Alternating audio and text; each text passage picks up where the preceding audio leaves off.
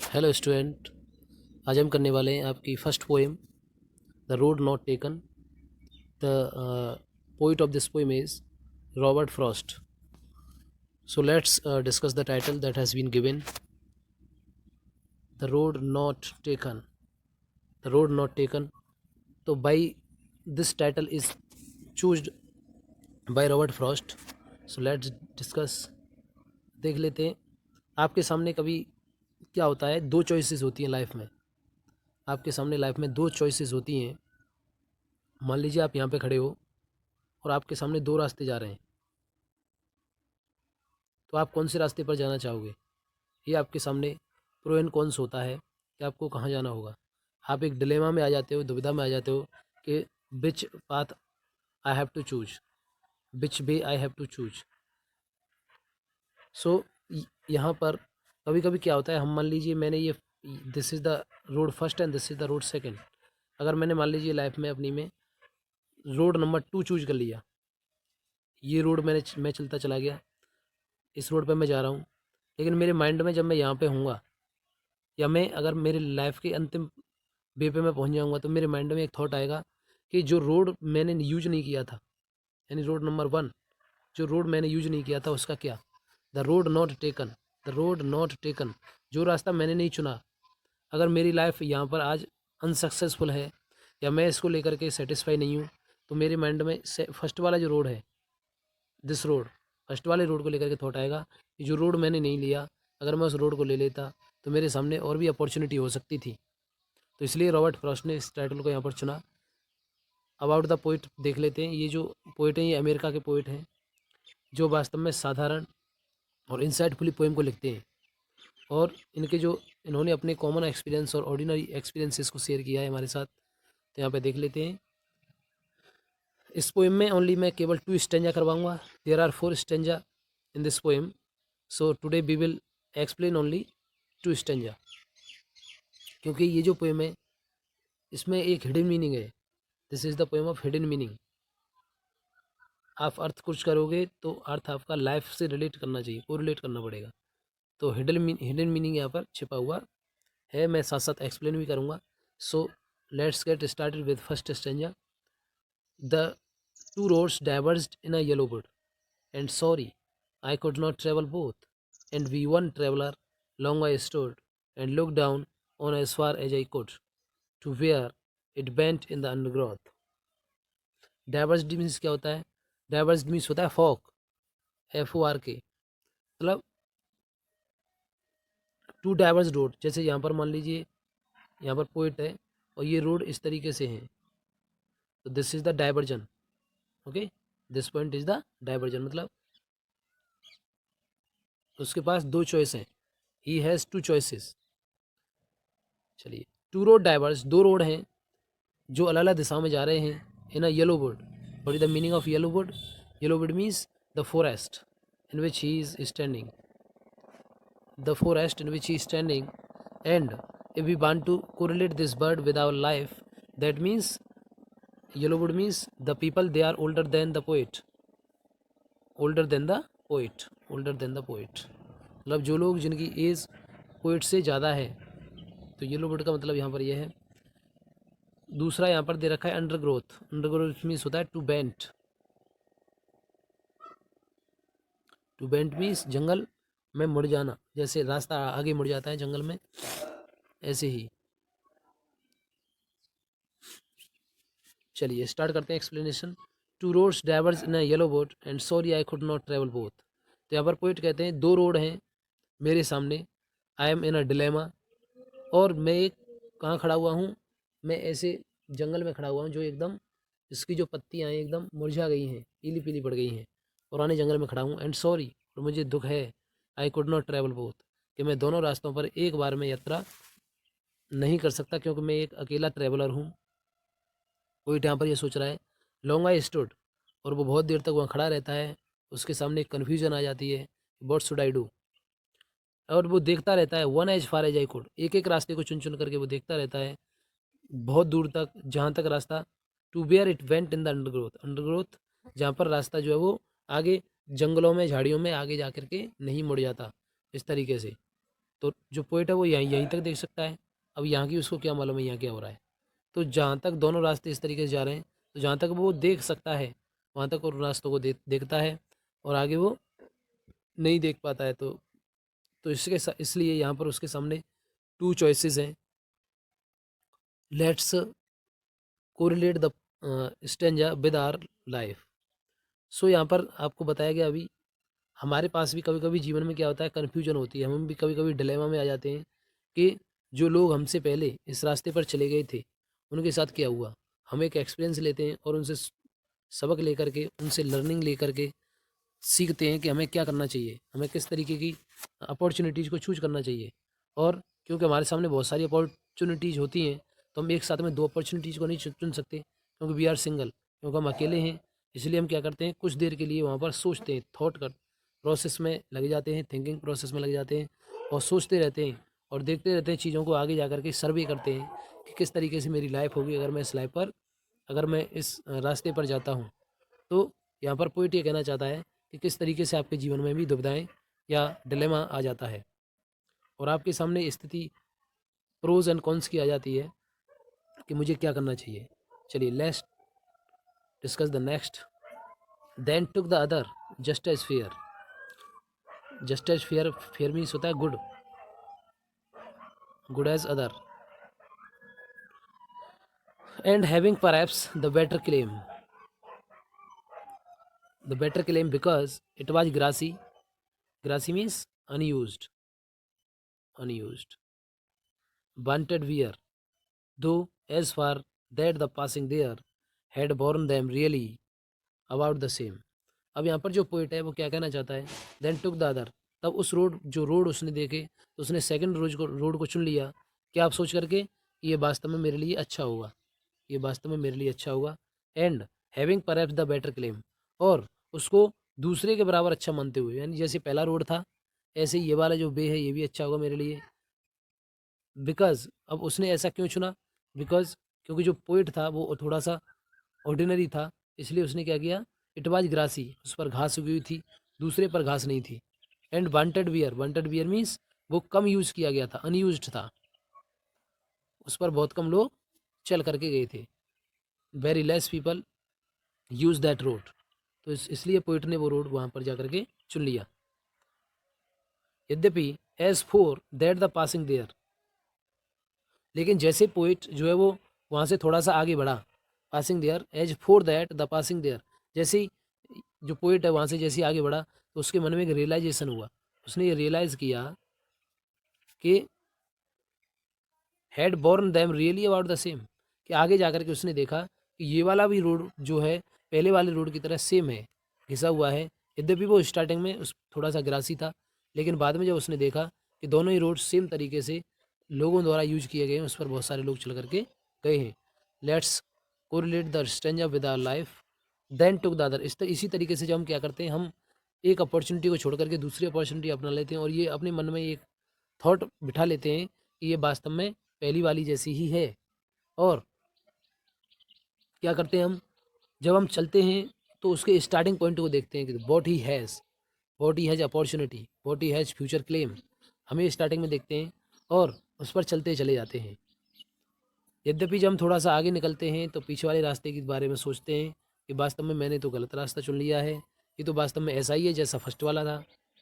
तो इस तरीके से हमारे माइंड में भी डिलेमा जो है वो आ जाता है, और हम कभी कभी परेशान हो जाते हैं कि हमें किस तरीके से अपनी चॉइसेस का निर्धारण करना चाहिए, किस तरीके से जो चॉइसेस हैं उन्हीं पर हमारे जो फ्यूचर है वो डिपेंड होता है।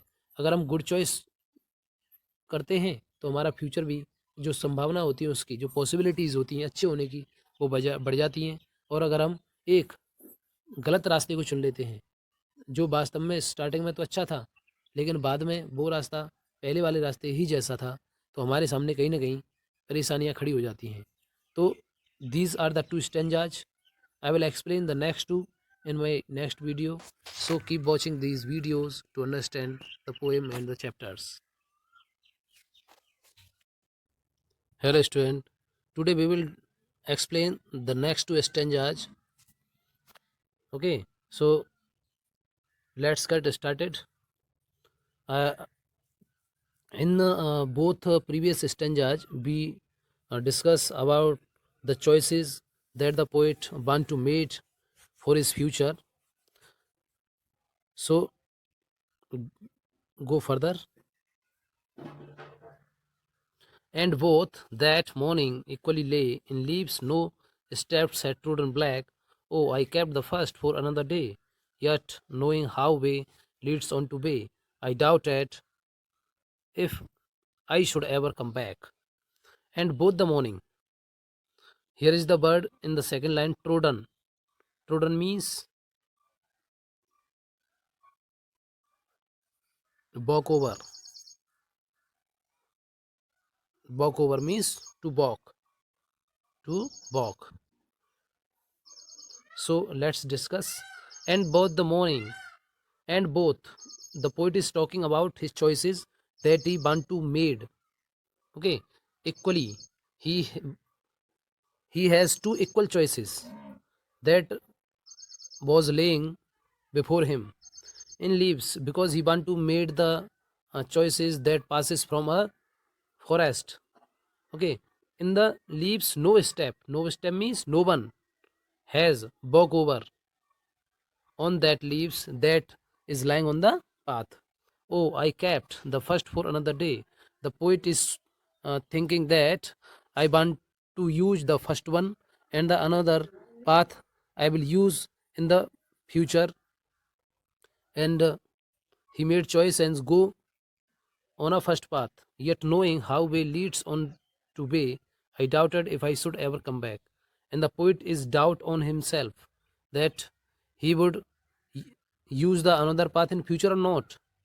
That leads to the way for his future. तो इसको डिस्कस कर लेते हैं हिंदी में. एंड बोथ द मॉर्निंग, वो दोनों ही चॉइसेस की बात कर रहा है यहाँ पर. और सुबह का टाइम है, दोनों ही जब चॉइसेस करता है और दोनों ही रास्ते जो हैं वो उसके सामने इक्वली हैं. आपने पिछले स्टेंजा में पढ़ा था कि किस तरीके से वो जब एक रास्ते पे आगे चला जाता है तो उसने जो चॉइस की थी, जो उसने सेलेक्ट किया था अपने लिए पाथ, वो किस तरीके से उसको सिमिलर दिखता है इन लीव्स. अब वो सोचता है कि नो स्टेप, कोई भी व्यक्ति उस रास्ते पर नहीं गया था, जिसकी वजह से जो पत्तियाँ हैं वो कैसी हैं, ब्लैक नहीं हैं. यहाँ पर नो यूज़ किया गया है. अगर यहाँ पर नो नहीं होता तो पत्तियाँ ब्लैक पड़ जाती हैं. जब कोई व्यक्ति किसी के ऊपर से निकल के जाता है तो वहाँ पर जो पड़ी हुई लीव्स होती हैं वो ब्लैक हो जाती हैं, लेकिन वो पत्तियाँ कैसी हैं, ग्रीन. वो पत्तियाँ हरी हैं. उस रास्ते का यूज किसी ने भी नहीं किया था. Oh I kept the first for another day. अब वो क्या सोचता है पोइट यहाँ पे, वो कहता है कि चलिए कोई बात नहीं है, मेरे पास आज ये रास्ता है और पोइट इस रास्ते पे चल रहा है, इस वाले पे. वो कहता है मैं इस रास्ते को आगे यूज करूँगा, नेक्स्ट नेक्स्ट यूज करने की वो सोचता है. लेकिन आपने देखा होगा और वो डाउट करता है कि ऐसा कभी नहीं होता है. अब आप इसको अपनी लाइफ से कोरिलेट करके अगर देखोगे तो इस तरीके से मान लीजिए आप यहाँ हो और आपको दो रास्ते हैं, that is first and that is second.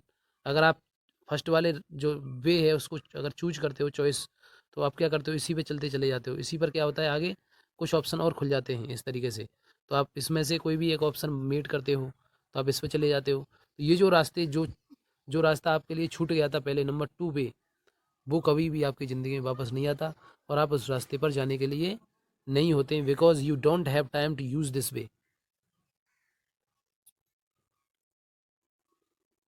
चलिए नेक्स्ट देख लेते हैं. अब इस तरीके से जो पोइट है वो सोचता है कि मैं इस रास्ते को अपने फ्यूचर के लिए रखता हूँ, लेकिन ऐसा हो नहीं पाता है. वो खुद पर डाउट करता है कि क्या ऐसा हो पाएगा. I shall be telling this with a sigh, somewhere ages and ages hence, two roads diverged in a wood, and I took the one less traveled by, and that had made all the differences. Hence, sigh means होता है deep breath, गहरी सांस लेना. And the word used here, ages and ages hence, means the poet is talking about his future that will make after his choice. तो यह वो कहता है आई शैल बी टेलिंग विद. अब वो जब इस तरीके से बात कर लेता है, सोच लेता है कि मैं चलो एक रास्ता देख लेता हूँ जिस पर बहुत कम लोग गए थे, जिसको बहुत कम लोगों ने यूज किया था, वो उस रास्ते पर चलता है और एक गहरी सांस लेता है कि चलिए कहीं ना कहीं मैंने एक चॉइस बनाई. और वो अपने फ्यूचर के बारे में भी यहाँ पर सोचता है कि कहीं ना कहीं इससे जो मेरा फ्यूचर है वो बनेगा, I will make my future best. Two roads diverse in a wood. अब फ्यूचर कैसे बनेगा? जब जब दो रास्ते उसके सामने थे, टू रोड्स डाइवर्स्ड उसके सामने थे जंगल में, जब वो रास्ते से जैसी उसने क्या किया, पासेस हुआ वो फॉरेस्ट से, तो उसके सामने दो चॉइसेस आ गई। तो उसने क्या किया, and I took the one less travelled by. तो उसने कौन सा रास्ता चुना? वो रास्ता चुना जिस पर लेस ट्रेवल, जिस पर बहुत कम लोग चल करके गए थे, जिस रास्ते पर बहुत कम लोग चल करके गए थे, उसने वो वाला रास्ता चुना। और वो कहता है that has made all the differences. और इसी की वजह से my life is different from other people. और इसी की वजह से आज मैं जिस मुकाम पर हूँ, मैं अपनी उस चॉइस की वजह से हूँ, जो मैंने चॉइस की थी कि जिस पाथ पर कम लोग जाएंगे मैं वो वाला पाथ चुनूंगा। अब इसको अपनी लाइफ से कोरिलेट करके देख लेते हैं। जब भी आप कोई एक चॉइस कर लेते हो और आपको दिखता है कि हाँ ये ठीक है, इससे जो मेरा फ्यूचर है, age and age is hence, ये जो मेरा फ्यूचर है इससे ब्राइट होने वाला है, अच्छा होने वाला है, आप अपनी चॉइसेस को वाइजली चूज करते हो। Wisely, if you choose your choices wisely, then your future will be different. The poet is saying in this stanza। अब टू रोड उसके सामने होते हैं, दो वे उसके सामने, ऐसे ही हमारे सामने चॉइसेस होती हैं लाइफ में, हम कौन से रास्ते पर जाएं, और अंत में हम एक रास्ते को चुनते हैं। हम उस रास्ते को चुनते हैं जिस रास्ते पर बहुत कम लोग गए थे। बहुत कम लोग मतलब लोगों ने देख करके उस रास्ते को नहीं चुना था कि ये मेरा जो रिलेटिव है ये उस रास्ते पे जा रहा है तो मैं भी जाऊंगा। इस तरीके से अगर आप चॉइस नहीं करते हो तो आपका जो फ्यूचर है बाकी के अदर लोगों से जो एक ही रास्ते पर चले जा रहे थे उन लोगों से डिफरेंस होता है। Let's discuss the poetic device in this poem. So what poetic device has been used in the poem? So first we discuss the rhyming scheme. What is rhyming scheme? Rhyming scheme क्या होती है? Rhyming scheme होती है, आप जानते होंगे, rhyming words in end of the line in the stanza.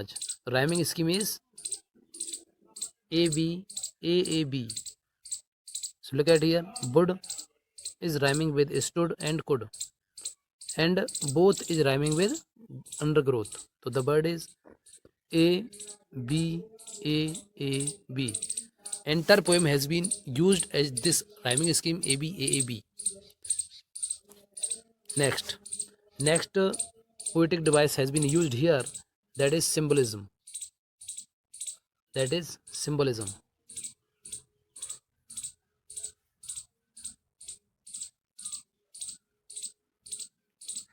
What is symbolism? When a phrase is used as another word meaning. Okay, the word is two road. What is the meaning, another meaning of this word as externally? That is two choices. Two road means two choices. So that is symbolism here.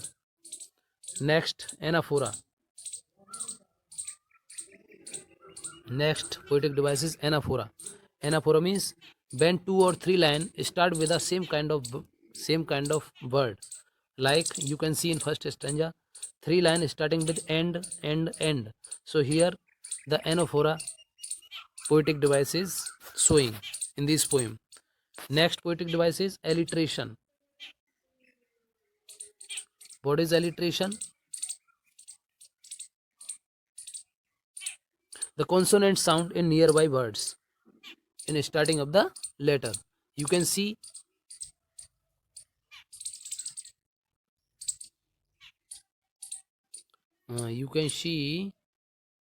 in second stanza.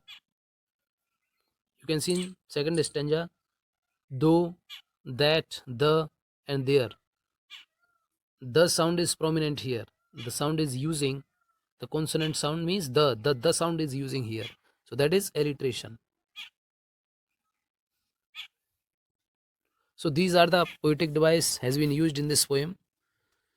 So keep understanding the video by watching the explanation. I hope you will have understood the chapter clearly. If you have any query related to the explanation of the poem, that you can get on my WhatsApp number.